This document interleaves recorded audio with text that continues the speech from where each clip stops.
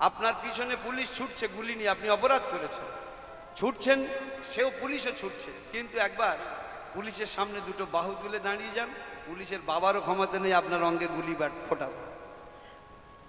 আমি আত্মসমর্পণ করলাম, আমি ধরা দিলাম, তাহলে ভগবান নিজেই তো আপনাদের কাছে ধরা দিয়েছেন না?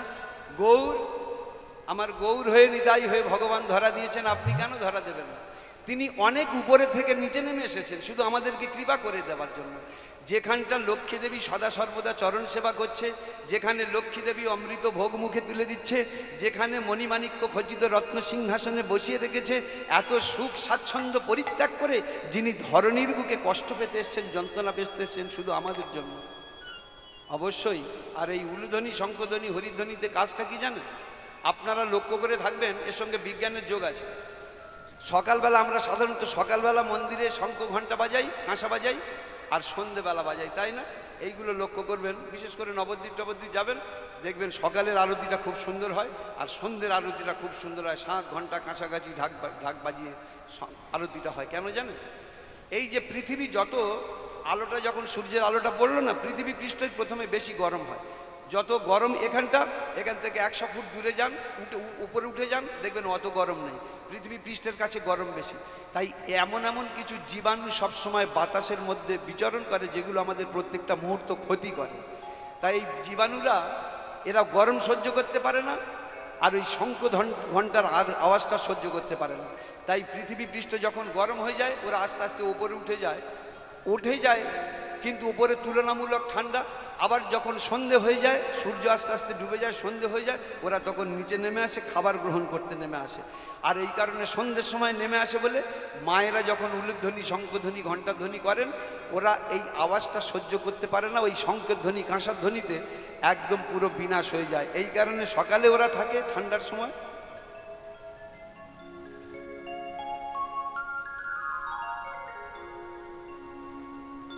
আর সন্ধেবেলা আসে। তাহলে আপনাদের এই শঙ্খধ্বনি, উলুধ্বনি, সন্ধেবেলা কাঁসার ধ্বনি, ঘণ্টার ধ্বনি করা হয় এই কারণে, যাতে করে ওই জীবাণুগুলো নষ্ট হয়ে যায়। তাই আজকের আমরা মনোজানে চলে এসেছি বর্ধমানে। দেখছি এক গরিব দম্পতি, নাম হচ্ছে দ্বিজ ঘোষ আর প্রভাবতী দেবী। দ্বিজ ঘোষ, প্রভাবতী দেবী। তবে ঘোষ মানে আপনারা যেটা সচরাচর গয়লা করেন, গয়লা নয়, মেন কথা হচ্ছে গোয়ালা। গো শব্দে ইন্দ্রিয়, গো শব্দে পৃথিবী, গো শব্দে ব্রাহ্মণ। এক কথায় নোকাগ্র ভাগ থেকে কেশাগ্র ভাগ পর্যন্ত যাহারা ভগবান গোবিন্দ চরণে আলা অর্থাৎ এলিয়ে দিতে পেরেছে, একমাত্র তাহারাই গোয়ালা। আপনারা দেখেছেন যে ভগবান কৃষ্ণের 16,108টা রানী, তার মধ্যে প্রধান অষ্টমহিষী ছিলেন, তাই না? এই ভগবান গোবিন্দের যে রাসলীলাটা হলো, সব থেকে শ্রেষ্ঠ লীলা। এই রাসলীলায় কিন্তু নিজের স্ত্রীগণ, অষ্টমহিষী কেউ যেতে পারেনি, কারণ ওরা সেই কর্মটা করেনি। আস্বাদন করলো কারা? সেই ব্রজের গোয়ালিনী কটা ভগবান গোবিন্দের শ্রেষ্ঠ লীলা আস্বাদন করলো। কেন? এদের গায়ে কিন্তু গন্ধ ভালো দেখতে নয়, সবসময় রোদে ঘোরে তো মোটকা মতো গন্ধ, ভালো দেখতেও নয়, কিন্তু তারাই ভগবান গোবিন্দের শ্রেষ্ঠ লীলাটা দর্শন করলো। তার কারণটা কি জানেন? এই যে গরু চড়াতে অক্লান্ত পরিশ্রম করতো, মাথার ঘাম পায়ে পড়তো, রোদে পুড়ে তারা কেমন হয়ে গেছে, ওই যখন গাভীগুলো দহন করত, সেই সময় কাঁদতে কাঁদতে বলতো, কৃষ্ণ রে, আমাদের এই পরিশ্রম, আমাদের এই দধি দুগ্ধ মন্থন সার্থক হবে তখনই যখন তুই চোর সেজে চুরি করে আমাদের ঘরে ননি চুরি করে খাবি। এত ভালোবাসা। এই কারণে ভগবান গোবিন্দ এদের নিয়ে লীলাটা করেছিলেন। তাই যাকে এই ঘোষ পরিবারে দুই স্বামী স্ত্রী অভাব অনটন লেগেই রয়েছে। স্বামী যদি সকালবেলা এদিকে গেল, স্ত্রী এদিকে গেল। স্বামী বেশি ভিক্ষা করে না, 3 মুষ্টি ভিক্ষা করে নিয়ে চলে আসলো। স্ত্রী বেরিয়ে গেল, 3 মুষ্টি ভিক্ষা করে নিয়ে চলে আসলো। কেন জানেন? 3 মুষ্টির বেশি কোনো ভক্তের জন্য, কোনো সাধু বৈষ্ণবদের জন্য নয়, কারণ 3 মুষ্টি রান্না করে ওইটা ভগবানকে সেবা দিয়ে কোনো রকমের তনুটা রক্ষের জন্য। তার উদ্দেশ্য হচ্ছে যে ভগবানের নাম গুণগান সারাদিন। মানে আমাদের এই যে এই পারের লোকটা বসে আছে দেখেছো, একটুখানি বৈষ্ণব মানে নবদ্বীপের পান্ডা ফান্ডা মতো ভাব, একাদশী করে, বুঝতে পেরেছে? কিলোখানেক আলু ভেজে এনেছে, অন্তত 3 কিলো ফল এনেছে, ও নামে একাদশী করেছে, শুধু ভাতটার বদলে ওইগুলো গিলছে বসে বসে। আমি বলি, হ্যাঁ রে, তুই এই যে মালগুলো এনেছিস খাবি কখন আর বারটা করবি কখন? তোর উপবাসটা কি? একাদশীর উপবাস, উপমানের নিকটে বাস, ভগবানের নিকটে বাস। তা তুই যদি এখানে গান করলি, আবার ফের এখান থেকে চলে যাব সেই ছোটোপানায়, ওখানে গিয়ে ফের গান করবি, মাঝখানগুলো শুধু খেয়ে খেয়ে কাটালি, তা তোর উপবাসটা তার নিকটে বাসটা করলি কখন? শুধু ভাতের বদলে ফলগুলো খাচ্ছে, ভাতের থেকে বেশি খাচ্ছে। বুঝতে পেরেছে? কি যে ন্যাকামোর বারব্রত আমি বুঝি না ভক্তমণ্ডলী মায়ের। এই যে সাক্ষাৎ দেখতে পাচ্ছেন ভদ্রলোক বসে আছে, লজ্জা পাচ্ছে হয়তো, যাকে এই রকম আর কি ব্যাপারটা। এরা কিন্তু 3 মুষ্টি আনলো, সেবা দিয়ে ঠাকুর বড় দুঃখ হয়।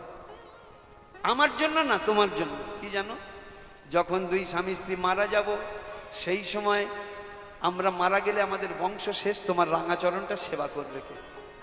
এইটা বড় কষ্ট পায়। তুমি দুঃখ দিয়েছো, মাথা পেতে নিয়েছি, কিন্তু এইটা আমার বড় কষ্ট হয়, যখন 2 স্বামী স্ত্রী মারা যাব, তোমার রাঙাচরণটা সেবা করবে কে? তাই বলছি ঠাকুর, একটা সন্তান দাও না, তাকে আমরা যোগ্য করে রেখে যাব, একজন প্রকৃত কৃষ্ণ ভক্ত করে রেখে যাব, যেন প্রাণ ভরে তোমার সেবা দিতে পারে, তাহলে আমরা মরতে পারবো শান্তিতে। তবে ঠাকুর যদি কৃপা করে একটা সন্তান দাও, যদি দাও, যদি তুমি মনে করো কৃপা করে যদি একটা সন্তান দাও, সেই সন্তানটা যেন এই রকম হয়। মনের আশাটা দেখুন, ডাক্তার নয়, ইঞ্জিনিয়ার নয়, পাইলট নয়, ব্যারিস্টার নয়, সেই সন্তানটা যেন এমন হয় তোমার সেবা করবে, আর যেন সে দেশের কাজে লাগে, দশের কাজে লাগে, 5 জন গরিব দুঃখীর সেবার কাজে লাগে। কারণ যারা 5 জন গরিব দুঃখীর সেবার কাজে লাগে, তারাই তো মরেও অমর হয়ে থাকে।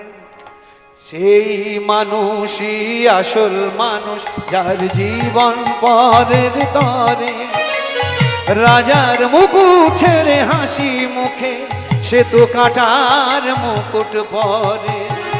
সেই মানুষই আসল মানুষ, যার জীবন পরের তরে, রাজার মুকুট ছেড়ে হাসি মুখে, সে তো কাঁটার মুকুট পরে।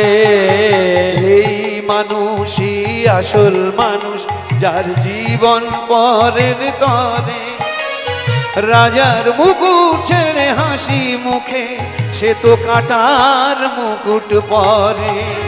সেই মানুষই আসল মানুষ, যার জীবন পরের তরে, রাজার মুকুট ছেড়ে হাসি মুখে, সে তো কাঁটার মুকুট পরে। 3টি মন্ত্র নিয়ে যাদের জীবন, সত্যম শিবম সুন্দরম, দুঃখের পৃথিবীটা তাদের কাছে এক আনন্দ আশ্রম। একই আনন্দ আশ্রম, একই আনন্দ আশ্রম। 3টি মন্ত্র নিয়ে যাদের জীবন, সত্যম শিবম সুন্দরম, দুঃখের পৃথিবীটা তাদের কাছে একই আনন্দ আশ্রম। একই আনন্দ আশ্রম। একই আনন্দ আশ্রম। রূপ চিরদিন গন্ধ বিলায়, সে তো নীরবেই জ্বলে মরে, পরের সেবায় সে হাসি মুখে, নিজেকেই যে ক্ষয় করে। ধূপ চিরদিন গন্ধ বিলায়, সে তো নীরবেই জ্বলে মরে, পরের সেবায় সে হাসি মুখে, নিজেকে যে ক্ষয় করে। ধূপ চিরদিন গন্ধ বিলায়, সে তো নীরবেই জ্বলে মরে, পরের সেবায় সে হাসি মুখে, নিজেকেই যে ক্ষয় করে। ধূপ চিরদিন গন্ধ বিলায়, সে তো নীরবেই জ্বলে মরে, পরের সেবায় সে হাসি মুখে, নিজেকে যে ক্ষয় করে। 3টি মন্ত্র নিয়ে যাদের জীবন, সত্যম শিবম সুন্দরম, দুঃখের পৃথিবীটা তাদের কাছে এক আনন্দ আশ্রম। একই আনন্দ আশ্রম। একই আনন্দ আশ্রম। 3টি মন্ত্র নিয়ে যাদের জীবন, সত্যম শিবম সুন্দরম। দুঃখের পৃথিবীটা তাদের কাছে একই আনন্দ আশ্রম, একই আনন্দ আশ্রম, একই আনন্দ আশ্রম।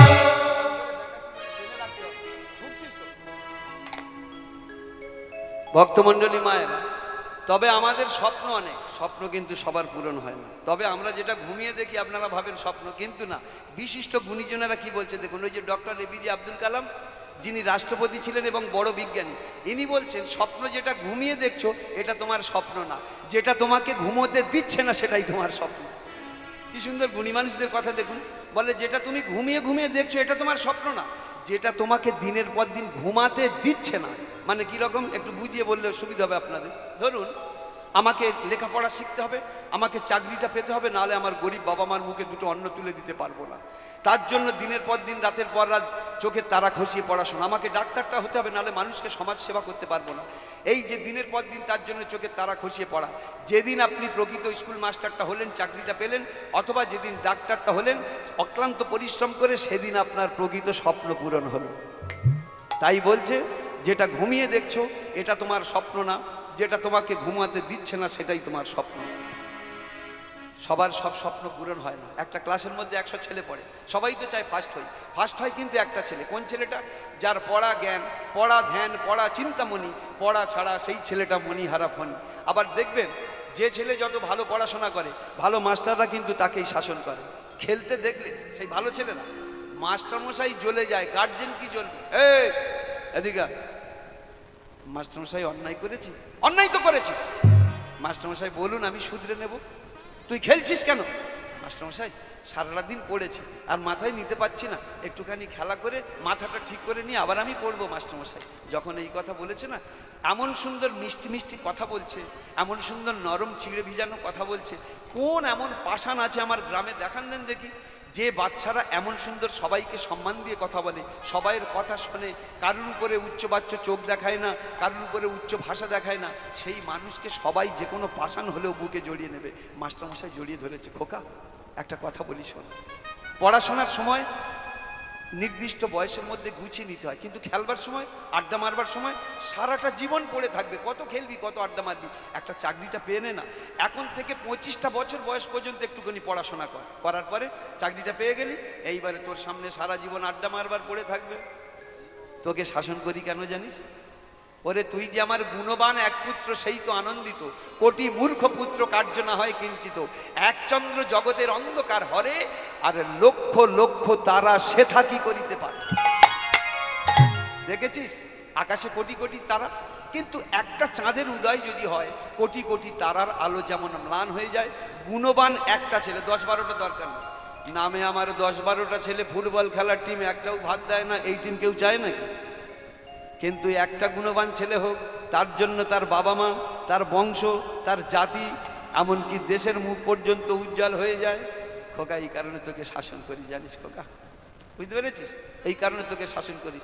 যদি বলিস মাস্টারমশাই আপনার স্বার্থ আছে, স্বার্থ একটা আছে, কি জানিস?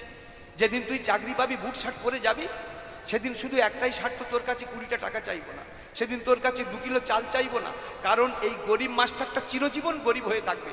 একটা সমুদ্র পূরণ করা সম্ভব হলেও একটা অভাবীর অভাব কোনোদিন পূরণ করা যায় না।